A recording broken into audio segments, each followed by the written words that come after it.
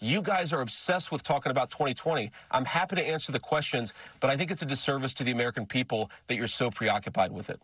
Well, it's the President Trump is preoccupied with it too. He's the one who's talked about pardoning those who participated in the riots. And you did this answer the question. You would have refused to certify the election. I do want to talk about the agenda for 2024 because you also have laid out very clear advice for what you want Donald Trump to do. Let's listen. I think that what Trump should do, like if I was giving him one piece of advice, fire every single mid-level bureaucrat, every civil servant in the administrative state, replace them with our people. And when the courts, because you will get taken to court, and then when the courts stop you, stand before the country like Andrew Jackson did and say the Chief Justice has made his ruling, now let him enforce it. Fire everyone in the government, then defy the Supreme Court? You think it's okay for the president to defy the Supreme Court? No, George, I did not say fire everyone in the government. I said replace the mid-level bureaucrats with people who are responsive to the administration's agenda. Every civil servant in the administrative state. No, George, I said the mid-level bureaucrats, and one of the problems that we have in this government. You said every civil servant in the administrative state. Let me finish the answer, George. You asked the question. We have a major problem here with administrators and bureaucrats in the government who don't respond to the elected branches. Let's just give one very real-world example of this. In 2019, Donald Trump, having defeated ISIS, said that we should redeploy our troops in Syria and Jordan out of the region.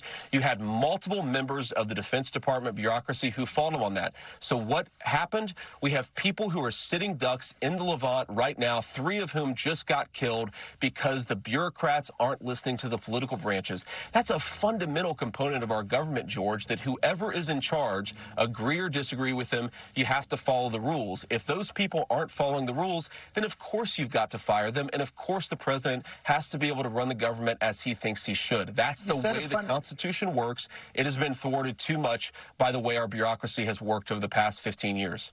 The Constitution also says the president must abide by legitimate Supreme Court rulings, doesn't it?